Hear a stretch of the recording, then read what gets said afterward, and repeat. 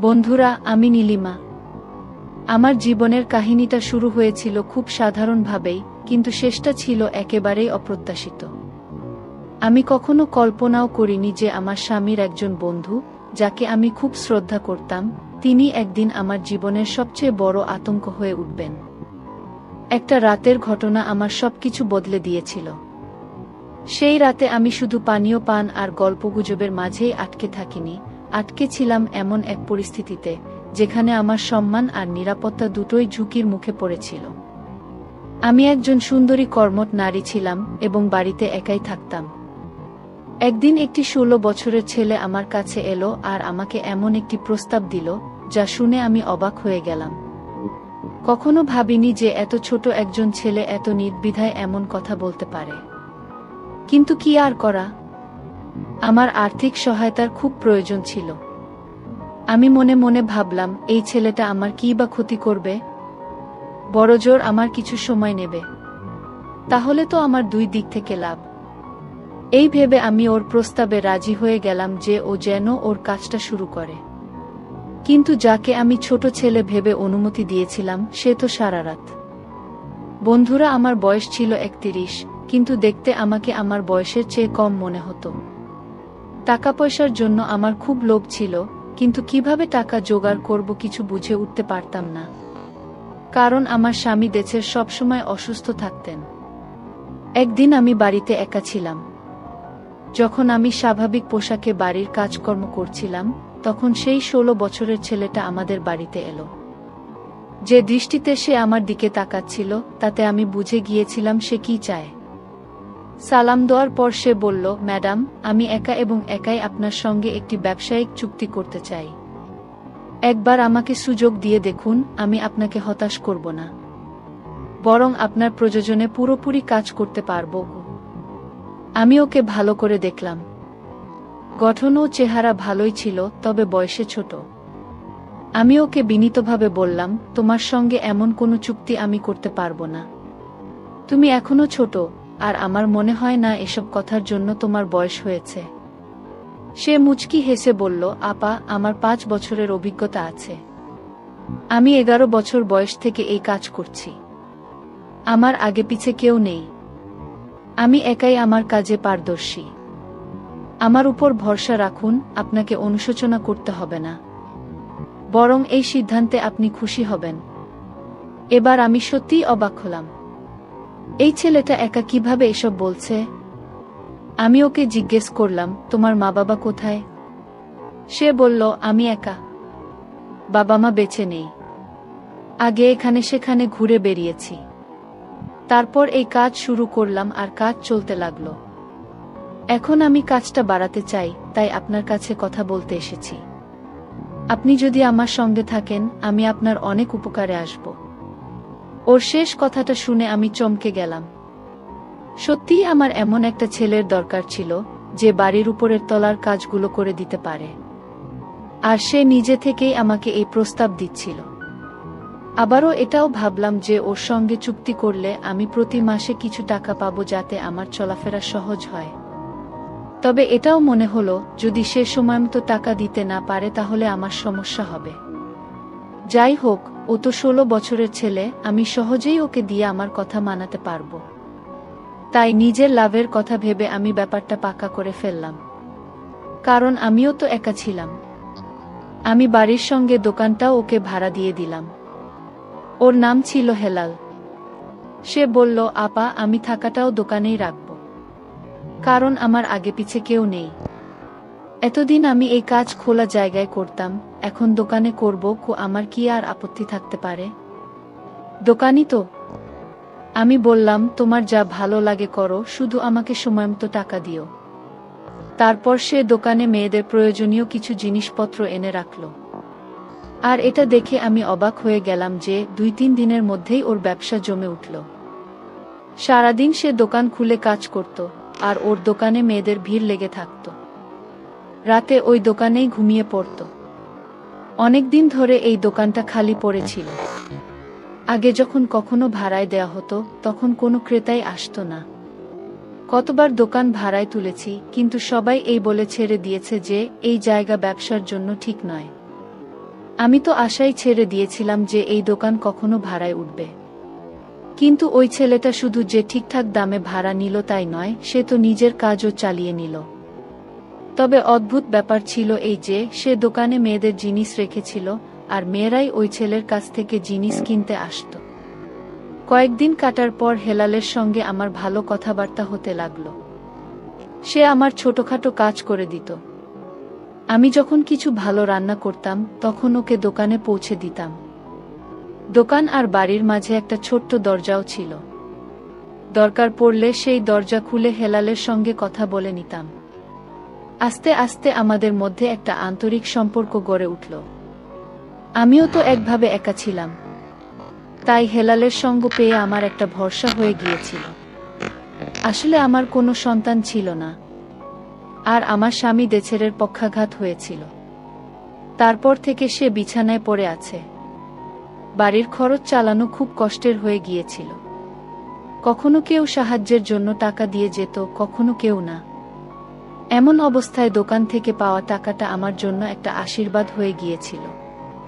তাই আমি নিজে থেকেই হেলালের সঙ্গে আন্তরিকতা বাড়িয়েছিলাম যাতে সে দোকান ছেড়ে না যায় আর আমার নিয়মিত আয়টা ঠিক থাকে। কিন্তু আমি কি জানতাম যে যাকে আমি 16 বছরের নিষ্পাপ ছেলে ভাবছি সে আসলে ততটা সরল নয়। ওই ছেলেটা তো কয়েকদিনের মধ্যেই আমার জীবনটা পাল্টে দিল। আমাদের মধ্যে কিছুটা আন্তরিকতা বাড়ার পর আমি ওকে বাড়ির ভেতরে আসার অনুমতি দিয়ে দিলাম। এখন দরকার পড়লে সে আমার বাড়িতেই চলে আসতো, আর বাকি সময়টা দোকানেই কাটাতো। দেছেরেরও এতে কোনো আপত্তি ছিল না, কারণ আমার কাছে তো সে 16 বছরের ছেলেই ছিল। বরং হেলালের আসার পর আমাদের জীবনে একটা নতুন আনন্দ ফিরে এলো। আমি আর আগের মতো মনমরা আর হতাশ থাকতাম না। কিছু বলার থাকলে হেলালকে বলে দিতাম। আবহাওয়া পরিবর্তনের কারণে দেছেরের শরীরটা বেশ খারাপ হতে লাগলো। আমার কাছে ওকে হাসপাতালে নিয়ে যাওয়ার মতো টাকাও ছিল না। একদিন এমনি আমার চোখে জল চলে এলো। হেলাল আমাকে দেখে জিজ্ঞেস করলো, আপা কি হয়েছে? কাঁদছো কেন? আমি ওকে বললাম, দেছেরকে হাসপাতালে নিয়ে যেতে হবে। আমার কাছে টাকা নেই। আমি এই জীবন থেকে ক্লান্ত হয়ে গেছি। একা একা সব সমস্যার সঙ্গে লড়তে হয়। দেছের আমার সাহায্য ছাড়া বিছানা থেকে উঠতেও পারে না। আমার যদি একটা সন্তান থাকতো তাহলে হয়তো আমার জীবনটা একটু সহজ হতো। দুর্বল মুহূর্তে আমি হেলালের কাছে মনের কথা খুলে বলে ফেললাম। আমার কথা শুনে হেলাল মুচকি হেসে বলল, তাহলে আপা একটি সন্তান নিয়ে নাও। এতে সমস্যা কি? ওর কথায় আমি লজ্জায় পড়ে গেলাম। ওকে কিভাবে বলি যে দেছের বিছানায় পড়ে আছে আর সে বাবা হওয়ার মতো অবস্থায় নেই? বিয়ের প্রথম দিনগুলোতে দেছের চাইনি আমরা সন্তানের ঝামেলায় পড়ি। আর যখন আমরা সন্তানের দরকার বোধ করলাম তখন দেছের আর সেই ক্ষমতা রাখেনি। হঠাৎ পক্ষাঘাত হওয়ার পর সে আর কিছু করার মতো অবস্থায় ছিল না। ভালোবাসার বিয়ে ধীরে ধীরে দায়িত্বের বিয়ে হয়ে গিয়েছিল। আর এখন আমি বাধ্য হয়েই দেছেরের সঙ্গে আছি, কারণ আমার আর কোনো উপায় ছিল না। হেলাল হয়তো আমার মুখের ভাব পড়ে ফেলেছিল। বলল, আপা আপনাকে চিন্তা করতে হবে না, আমি তো আপনার সঙ্গে আছি। দেখবেন শিগগিরই আপনার সব সমস্যা দূর হয়ে যাবে। ওর কথায় আমি হেসে উঠলাম। সে একা এত সাহস রাখত যে প্রতিটা সমস্যার সঙ্গে লড়ে যেত। আর আমি এত বয়স পার করেও সাহস জোগাড় করতে পারিনি। হেলাল 11 বছর বয়সে মা বাবাকে হারিয়েছিল, তবুও সে জীবনের এই কঠিন পরিস্থিতিতে হারিয়ে যায়নি। শুধু নিজের জীবনের পথ চালিয়ে যায়নি, দেছেরেরও অনেক সেবা করতে লাগলো। আমি যখন কোনো কাজে বাড়ি থেকে বের হতাম, হেলাল আমার স্বামীর দেখাশোনা করত, ওর পাশে বসে থাকত। ওদের দুজনের মধ্যে কি কথা হতো জানি না, কিন্তু আমাকে দেখলেই হেলাল চুপ হয়ে যেত। হেলাল আমাকে কথা দিয়েছিল যে সে আমার সব অভাব পূরণ করে দেবে। আর ওর এই কথায় আমি হেসে উঠেছিলাম। আমি একটা সন্তান চাইতাম। আমার জীবনে সন্তানের অভাবটা পূরণ করতে চাইতাম। কিন্তু হেলাল তা কিভাবে পূরণ করবে? ওর খুশির জন্য আমি মুখে হাসি ঝুলিয়ে রেখেছিলাম। তারপর এই কথার কয়েকদিন কাটতেই আমি নিজের মধ্যে একটা পরিবর্তন টের পেতে লাগলাম। আমার শরীর বেশি খারাপ হলে হেলালই আমাকে টাকা দিল। বলল, আপা, ডাক্তারের কাছে যাও। ওর কথায় আমি ডাক্তারের কাছে গেলাম। আর সেখানে গিয়ে আমার উপর আশ্চর্যের পাহাড় ভেঙে পড়ল। জানতে পারলাম আমি গর্ভবতী। এটা কিভাবে সম্ভব? দেছেরের তো সেই শক্তি ছিল না যে সে বাবা হতে পারে। তাহলে আমি কিভাবে গর্ভবতী হলাম? হাত কাঁপতে কাঁপতে রিপোর্ট নিয়ে বাড়ি ফিরলাম। বাড়ি এসে ভয়ে ভয়ে দেছেরকে বললাম। সে মুচকি হেসে বলল, হয়তো আমি এখন সেই ক্ষমতা ফিরে পেয়েছি যে একটা সন্তানের বাবা হতে পারি। আল্লাহ যদি আমাদের এই সুখবর দিয়ে থাকেন, তাহলে হাসি মুখে এটা কবুল করো। দেছেরের কথায় আমি অবাক হয়ে গেলাম। সত্যি কি আমি দেছেরের সন্তানের মা হতে চলেছি? এটা এমন একটা কথা ছিল যে আমার বিশ্বাসই হচ্ছিল না। দেছেরের অবস্থায় তো আমি কোনো পরিবর্তন দেখিনি। তাহলে এটা কিভাবে সম্ভব? যাই হোক, আমি এটা মেনে নিলাম যে আমি দেছেরের সন্তানের মা হতে চলেছি। এখন থেকে আমি নিজের খেয়াল রাখতে লাগলাম। হেলালও এটা জানতে পেরে খুব খুশি হল, যেন ওর ঘরে সন্তান আসছে। সে দোকান থেকে ফ্রি হয়ে আমার বাড়িতে আসত। দেছেরকে গোসল করানোর কাজ সে নিজের কাঁধে তুলে নিয়েছিল। দেছেরের সেবায় সে বেশি সময় দিতে লাগল। আগেও সে দেছেরের কাছে এসে অনেকক্ষণ বসত। তাই আমার মনে হতো হেলালের আসার কারণে আমার জীবন বদলে গেছে। এখন সে আমার জন্য কখনো ফল আনত, কখনো জুস। ওর দোকান ঠিকঠাক চলছিল। এভাবেই দিনের পর দিন কেটে গেল। তারপর পুরো 9 মাস পর আমি একটা সুন্দর সন্তানের জন্ম দিলাম, যে আমার মতো নয়, দেছেরের মতোও নয়। আশ্চর্যের ব্যাপার, সে হুবহু হেলালের মতো দেখতে। আমি কখনো আমার সন্তানের মুখ দেখতাম, কখনো হেলালের। তারপর হেলাল নিজেই হেসে এমন কথা বলল যে আমি চমকে গেলাম। সে বলল, আপা, আপনি দিনরাত আমাকে এত দেখেছেন যে আপনার সন্তানও আমার মতো দেখতে লাগছে। বলে না, গর্ভের সময় মা যাকে বেশি দেখে সন্তান তার মতো হয়। ওর কথায় আমি শুধু চমকাইনি, লজ্জাও পেলাম। এত কম বয়সে ওর এসব ব্যাপারেও জানাশোনা আছে। আমার কোলে সন্তান এসে গেল। আমার খুশির আর সীমা ছিল না। সন্তানকে নিয়ে বাড়ি ফিরলাম যেন আমার জীবনে নতুন আনন্দ ফিরে এলো। কিন্তু এখন খরচ আগের চেয়েও বেড়ে গেল। বুঝতে পারছিলাম না এই খরচ কিভাবে চলবে। তারপর হেলালি আমাকে সন্তানের খরচের জন্য টাকা দিতে লাগল। আমার আর আমার বাচ্চার পুরো দায়িত্বটা ওই হেলালি তুলে নিয়েছিল। শুধু আমার আর আমার বাচ্চার কেন, দেছেরের কাছেও সে কখনো পর হয়ে থাকেনি। আমি তো ওকে ছোট ভাইয়ের মতো আদর করতে শুরু করেছিলাম, কারণ ওর জন্যই আমাদের দিনগুলো ভালো হয়ে উঠেছিল। তারপর আমার বাচ্চাটা 6 মাসের হলো, আর আমি জানতে পারলাম আমি আবার গর্ভবতী। আমি আবারও হতভম্ব হয়ে গেলাম। এত তাড়াতাড়ি আমি কিভাবে দ্বিতীয়বার গর্ভবতী হলাম? আমার বিয়ের প্রায় 11 বছর হতে চল, কিন্তু এতদিন একবারও আমি গর্ভবতী হইনি। আমার ভয় হচ্ছিল এত তাড়াতাড়ি দ্বিতীয় সন্তানের দায়িত্ব আমি কিভাবে নেব। আমার প্রথম বাচ্চাটাই তো এখনো ছোট, তার উপর দেছেরের দায়িত্ব আলাদা। এই চিন্তায় আমি ডুবেছিলাম। তখন দেছের আমাকে বোঝালো। বলল, যখন আল্লাহর পক্ষ থেকে আবার নেয়ামত আসছে, তখন তা ফিরিয়ে দিও না, গ্রহণ করো। যেমন প্রথম বাচ্চাটা জন্ম নিয়ে আমাদের কাছে এসেছে, তেমনি দ্বিতীয়টাও চলে আসবে। আমি মাথা নিচু করে দেছেরকে বললাম, আমাদের দায়িত্ব তো হেলালের কাঁধে। সে আমাদের কেউ না, এখন এই বাচ্চা আসলে তার খরচও হেলালের কাঁধে পড়বে। আর তারপর আমার দ্বিতীয় সন্তানও এই দুনিয়ায় এলো। 2 বাচ্চার মধ্যে আমি এতটাই ব্যস্ত হয়ে পড়লাম যে দেছেরের খেয়াল রাখার সময় পেতাম না। তাকে তো হেলালি পুরোপুরি সামলে নিয়েছিল। সময়টা খুব দ্রুত কেটে যাচ্ছিল। এখন আমার আর হেলালের সম্পর্ক এতটা বন্ধুত্বপূর্ণ হয়ে গিয়েছিল যে আমরা একে অপরের সঙ্গে মনের সব কথা বলতে পারতাম।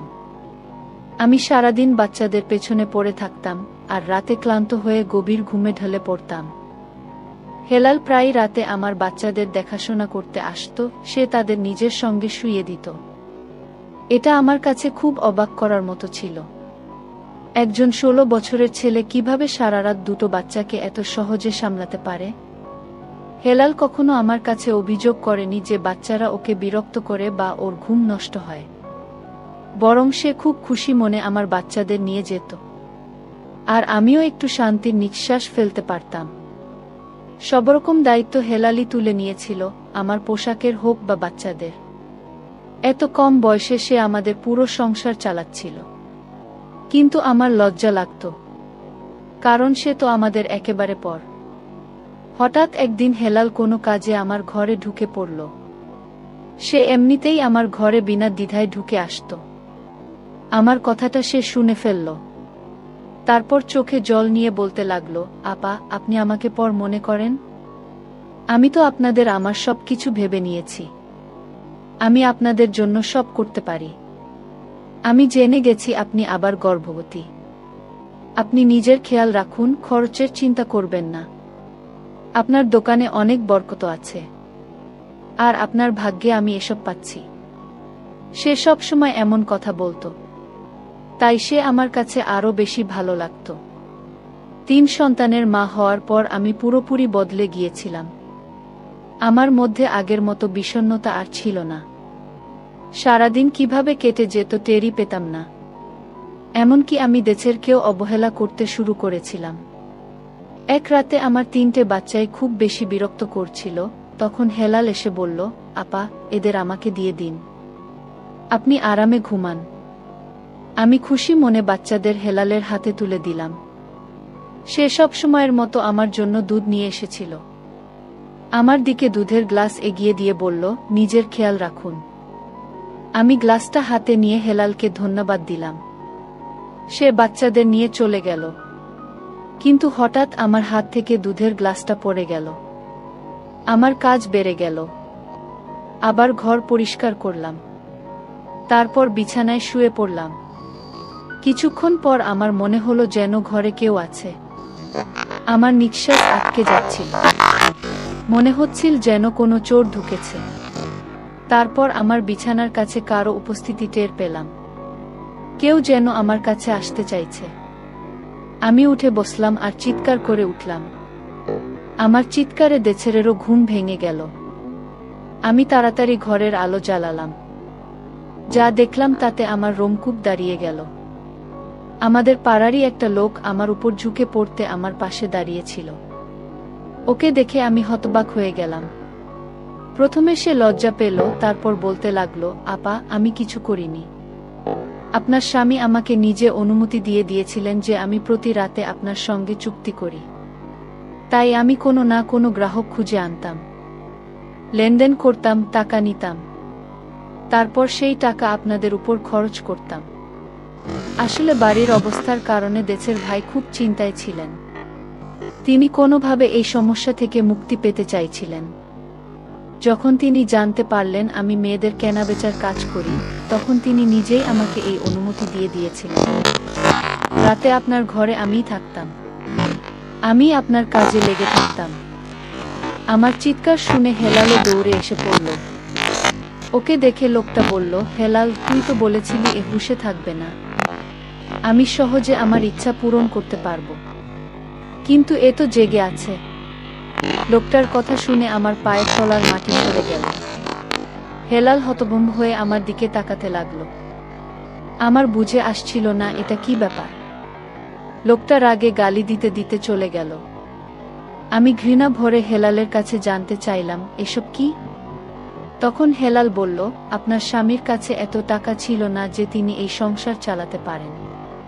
তাই তিনি আমাকে বাধ্য করেছিলেন আপনার সঙ্গে কাজ করতে। যখন কোনো গ্রাহক পেতাম আমি আপনার বাচ্চাদের নিয়ে যেতাম, আর দুধে ঘুমের ওষুধ মিশিয়ে আপনাকে দিতাম।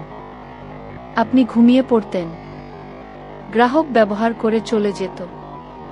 এই 3টে বাচ্চাও কোনো না কোনো গ্রাহকেরই, কারণ দেশের ভাই তো বাবা হওয়ার ক্ষমতা রাখেন না। আমি আপনার সঙ্গে কোনো অন্যায় করিনি। আপনার স্বামী যা বলেছেন আমি তাই করেছি। ওর ইচ্ছায় আমি আপনাকে কাজে লাগিয়েছি। এসব শুনে আমার শরীর কেঁপে উঠল। আমি হতভম্ব হয়ে দেছেরের দিকে তাকালাম। সে চোখ নামিয়ে নিল।